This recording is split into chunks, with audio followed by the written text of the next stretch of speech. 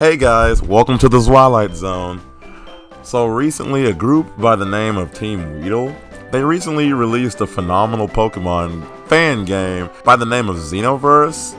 I don't know too much about the story, but I have seen a decent amount of the art, and let me tell you, it's insanely polished in that regard.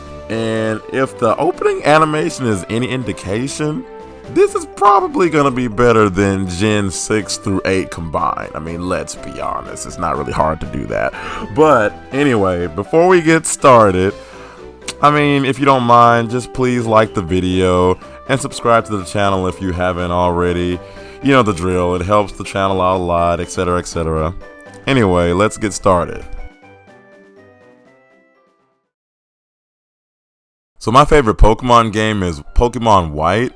And this game is built to replicate that style when it comes to the battles. So I was already in love before I even started, honestly. So right off the bat, they give you an option to turn on the EXP share, or you can simply go without it. You hear that, Game Freak? Giving the players options! Who would have thought? So obviously I go with classic mode because I have an unhealthy addiction to grinding. I know, I need help. So the story starts off with only the coolest looking dad. I like how Game Freak just gave up on the protagonist having a dad after Norman. You really can't blame them. I'm still traumatized after dealing with Norman's slacking. So in a pretty unique twist, our character isn't even born yet. So the gender is determined after we choose it for ourselves. And it's pretty cool. I like that. So then we're introduced to our main character's mom. And yeah, I gotta say, she's hot. I named my character Sasha, and then time jumps forward a few years, and our dad decides to take us on a little trip. Now, here's the thing. He says he is gonna show us around the Nova Ranch, which is literally just the surrounding area outside of our house. So did they just never take our character outside? Like, at all? So Dad takes us to visit our grandfather's memorial, and I honestly like this because other than our mom, do we really get a chance to see or hear anything about our family in these games? So anyway, we're headed back home, and then suddenly, in typical form of plot convenience, the 3 starter Pokemon literally appear out of thin air. Sure, they might explain it later, but right now there's like no context, they're just there. So I really like all 3 starters this time around. It was honestly difficult to pick one, but I usually don't go for fire, so it was honestly a choice between grass and water. But ultimately I decided on Shulong, the freaking water and dragon type, which is so sick. One thing I forgot to mention is that in this game, they introduced the sound type. Now I don't know anything about the type matchups or anything regarding it, but some old Pokemon were retyped, such as Kricketune and Kricketot, so it's pretty cool. So after we choose our starter, a mystery person shows up and unleashes a freaking Tyranitar on us, obviously not being too thrilled about us messing with the starters. So long story short, we're knocked out cold and our dad's gone missing. Turns out we were having a nightmare about the past events.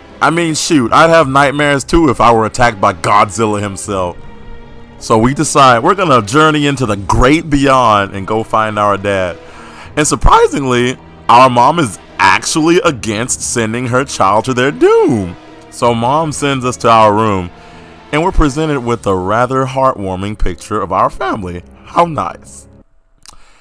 And moments later, we jump out the window and somehow the tree breaks our fall. I don't understand either. So I'm then given the option to give Shulong a nickname. I name him Drippy. And no, I am not going to give you an explanation for that. I found an antidote behind the farm for some reason, then proceed to walk very slowly to our grandfather's grave. There we run into Nana Flora. She's essentially the tutorial character, and a poor one at that. She literally says you cannot catch a healthy Pokemon, which is absolute BS. Quick Balls would like to have a word with you, ma'am. So my first encounter is a Weedle, And honestly, in hindsight, it's kind of funny because Team Weedle made this game, of course. Unfortunately for it, whenever I play a new Pokemon game, I only use the new Pokemon introduced. So during this playthrough, there will be no older Pokemon used. So I send it to the Abyss and go about my merry way. So as I am leaving the farm, Mom literally instant transmissions to the scene and goes Super Saiyan. She is not having it, and she legit challenges us to a Pokemon battle to put us in our place. Say what you want, but this is the best mom we've ever had in the Pokemon game. She sends out a Jigglypuff, and I have to assume you can't lose this battle because it only spams Sing and Endeavor. Not fatal, but the singing got really irritating really fast. So 100 turns later, I finally take her down, and she bids us a loving farewell and returns to the house, realizing that we're not gonna go back because we're rebellious little and we finally really begin our Pokemon Xenoverse adventure. So I'm leaving the ranch, and I have my first wild encounter with the new Pokemon, and it's a Yemen. Not too fond of this guy really. Maybe later it will evolve into something cooler, but I'm just not a fan of this guy, so I'm gonna send it straight to hell if you don't mind. Not too long after, I get attacked by a wild Sparkowl, which is a new electric and flying type. Now this guy is right up my alley. It's also the starter bird, and I usually always go for those, except P-Dove. Never P-Dove.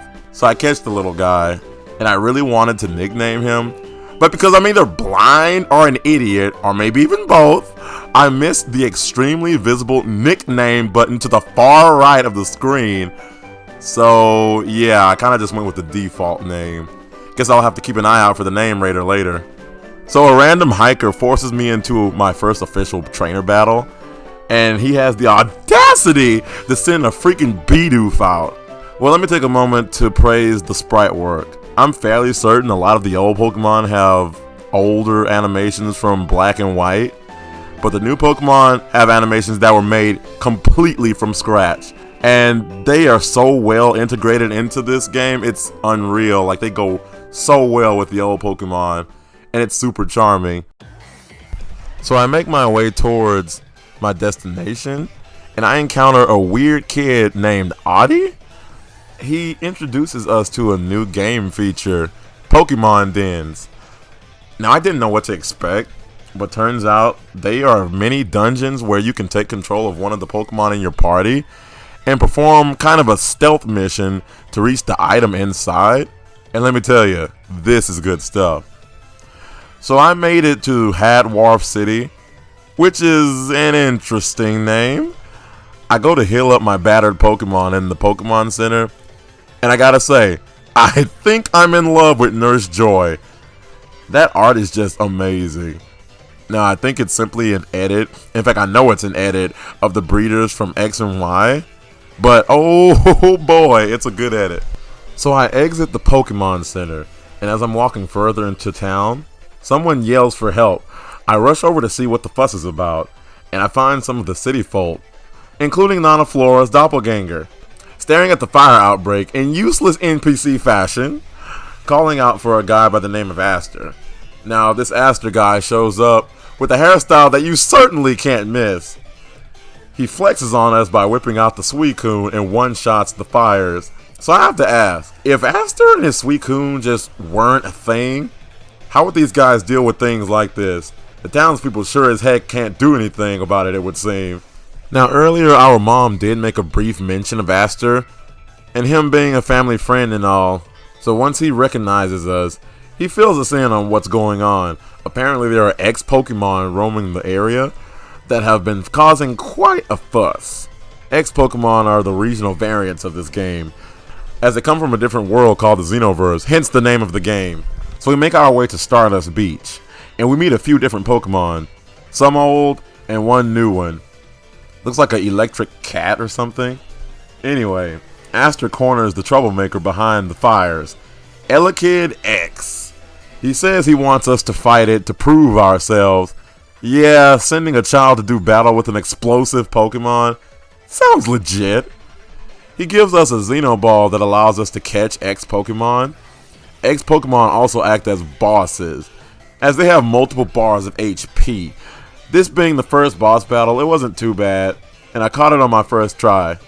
I also stopped being stupid and noticed the freaking nickname button this time around, and I named it Red Hot. And this is where I would prepare to deal with my first gym battle. Thank you guys for watching.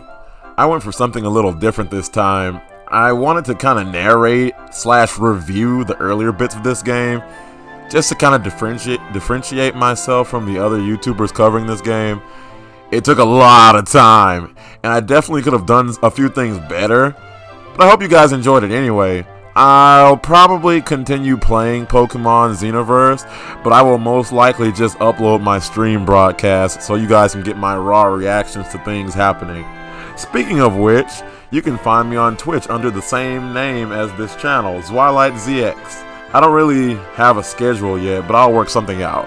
I'm also in the middle of making some changes to this channel. I'm getting an official outro, getting a channel mascot, all that stuff, you know? Make myself stand out a bit. I'm going to be focusing on Smash and Pokemon content for the most part, so I hope to see you guys around. Until next time, bye-bye.